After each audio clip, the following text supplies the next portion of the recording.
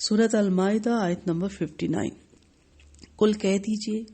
یا اہل الکتاب، اے اہل کتاب، حل نہیں تنقیمون تم بیر رکھتے منا ہم سے، الا مگر ان یہ کہ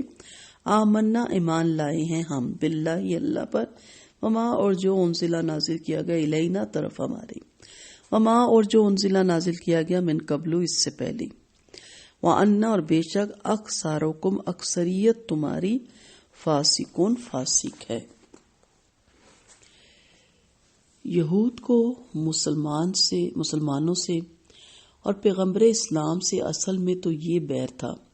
کہ نبی آخر الزماں ان یہودیوں میں سے ہی کیوں مبعوث نہیں ہوئے۔ یہ بات وہ علل اعلان تو کہہ نہیں سکتے تھے، اور اس کے بجائے اپنے دل کی جلن اور بھڑاس نکالنے کے لیے پیغمبر اسلام کو طرح طرح سے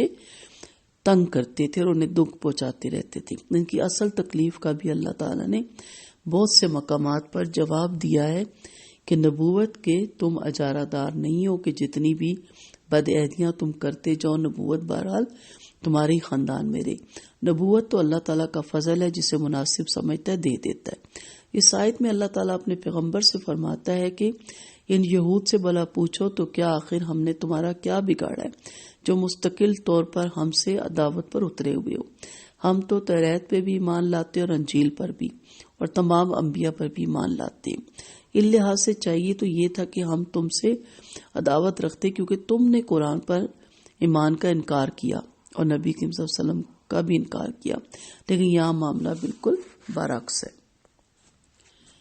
وما انزل من قبل یعنی پہلی کتابوں پر، جیسے توریت، انجیل اور زبور وغیرہ۔ مطلب یہ کہ تم جانتے ہو کہ ہمارا ایمان انہی چیزوں پر ہے جنہیں تم بھی صحیح مانتے ہو، پھر تم ہم سے کس بات کا انتقام لیتے ہو، اور ہمارا کیا عیب ہے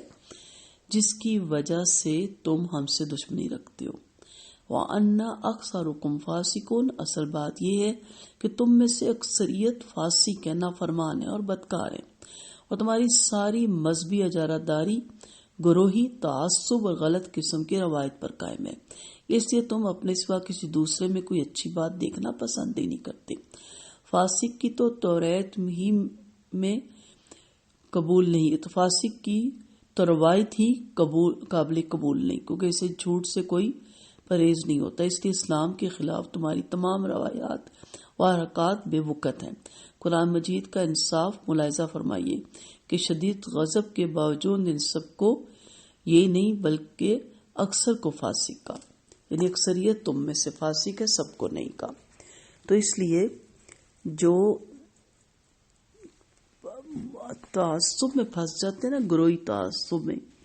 فرقہ بندی میں، وہ ایک دوسرے کو صرف کرٹیسائز کرنے، ایک دوسرے کو برا بھلا کہنے، ایک دوسرے پہ ملامت کرنے کے سوا اور کچھ نہیں کرتے، اور اس کے پیچھے بھی مقصد دین نے اسلام کی اشاعت نہیں ہوتی، اپنے گروہ کی، اپنے جماعت کی، اپنے فرقے کی، اپنے لیڈر کی تبلیغ ہوتی ہے، اور ہر کوئی اپنی گدی، اپنے جبے، اپنی سیٹ، اپنے لیڈر، اپنے فرقے، اپنے جماعت کو اوپر لانے کے لیے سر دھڑ کا بازی لگا رہا ہوتا ہے، سر دھڑ کی، اور پورا زور لگا رہا ہوتا ہے۔ تو یہ کوئی اسلام کی، یہ تو ان لوگوں کی بات تھی، لیکن آج کے دور میں آپ اگر ان ساری چیزوں کو دیکھیں تو آج پھر ہم یہ ساری چیزیں اپنے سامنے دیکھ رہے ہیں، تو یہ کوئی اسلام کی تبلیغ نہیں ہو رہی، یہ تو اپنے فرقے کی، اپنی جماعت کی تبلیغ ہو رہی ہے، اور اس کے پیچھے دوڑیں لگی ہوئی ہیں، اور یہی وجہ ہے کہ ایک دوسرے کو کفر کا فتویٰ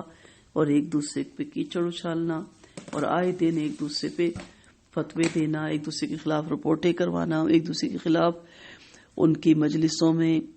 ایسے کام کرنے سے بھگ دوڑ مچ جائے، ایک دوسرے کی مجلس میں بم رکھنا، یہ سب کیا ہے؟ یہ سارا وہی تو ہے، تعصب میں پھنسے ہوئے ہم لوگ ہیں۔ تو گروہی تعصب اور غلط قسم کی روایت سے باہر نکلیے، قرآن و سنت کے مطابق کام کیجیے، قرآن و سنت کے مطابق عمل کیجیے، جو قرآن و سنت صحیح ذرائع سے اتھینٹک ہم تک پہنچا ہے، اور اس میں کوئی شک نہیں کہ جتنا کام قرآن حدیث پہ ہوا ہے کسی اور پہ نہیں ہوا، ایون کہ حدیث کے جو راوی ہیں، ایک ایک راوی پہ اس کی پوری پرسنل لائف کو کھنگالا گیا، اور اس کے بعد اس سے روایت ایکسیپٹ کی ہوئی ہے، ادروائز نہیں، اور ایک ایک حدیث اور ایک ایک آیت کے لیے 2 اور 2 سے زیادہ گواہیاں لی گئی ہیں۔ تو اس لیے ان چیزوں سے باہر نکلیں گے تو تب آپ ایک دوسرے پر شدید غضب نہیں ڈھائیں گے اور آپ پھر پرسکون ہو کے اسلام کی تبلیغ کریں گے، ورنہ تو آپ ایک دوسرے کے لیے لڑتے رہیں گے اور اسلام کو کون پھیلائے گا، پھر کفر غالب آ جائے گا خدا نخواستہ۔ تو اس لیے اکثر ہمارے میں سے بھی یہی کر رہے ہیں، اکثریت ہمارے میں بھی اب یہی کر رہی ہے۔ اللہ ہمیں ہدایت دے۔